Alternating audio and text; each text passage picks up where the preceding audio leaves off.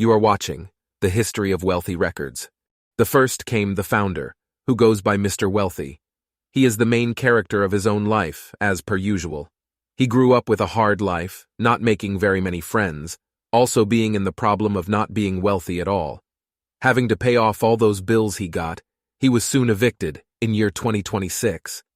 You may know him as the most evil of them all in the lore, but he's actually a quite kind-hearted person, even though he'll do literally anything to get what he wants.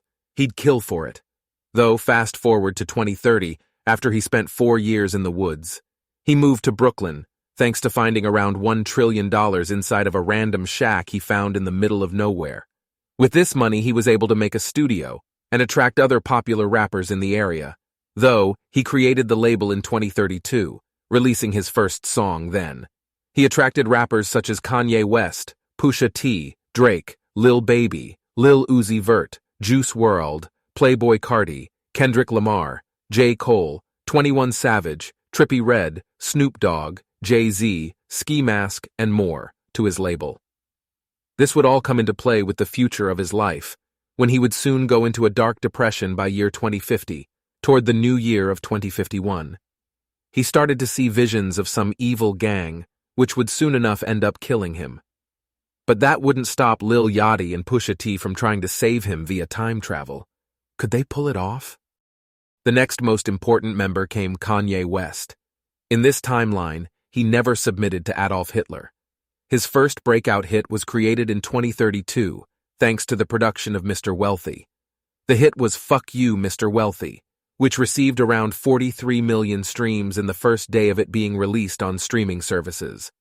After a year had passed, the song reached new levels and got up to 1.6 billion streams.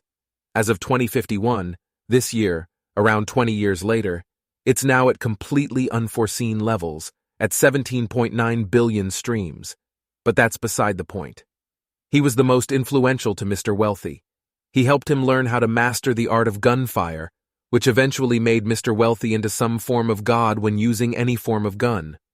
Though he went missing the day right before Mr. Wealthy's death, to no reason as of yet. What could have possibly happened? The next member was Pusha T. He was a reliable help to Mr. Wealthy, also a dirty little cum slut. He was basically just a cum rag to Mr. Wealthy in the long run. Mr. Wealthy raped him every time he saw him in public, to the point where on the second time, Goku found what happened and stopped Mr. Wealthy. Pusha T will never live it down. He was a sex slave. Though he wasn't gay, he had no further choice. Sorry, little whore, Pusha T. Better luck next time, stud. The last few important members were the most unique in a way. This is Lil Yachty, who showed up in Mr. Wealthy's life in 2051, the year of his death. He started a podcast soon after, about a lot of things.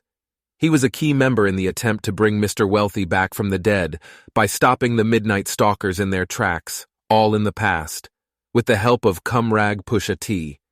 He was a researcher, and he did lots of experiments on dangerous utility tools. The last key member in the label was Kendrick Lamar. He was the realest one there, and always followed up to his word no matter the situation. Unfortunately, he went missing in 2051, on the day after Mr. Wealthy died.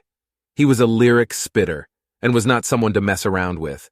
He practiced the skills of a ninja, using samurai blades, shurikens, smoke bombs, all the such.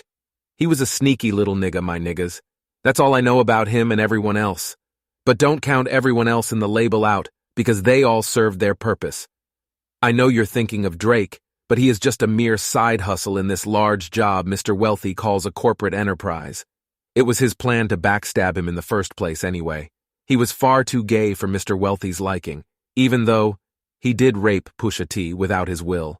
That's still gay sex even if it's rape. And so, that was all for Wealthy Records. How do they hold up compared to the Midnight Stalkers? Let us know in the comments section. Get ready for the movie which comes out this year. You aren't ready.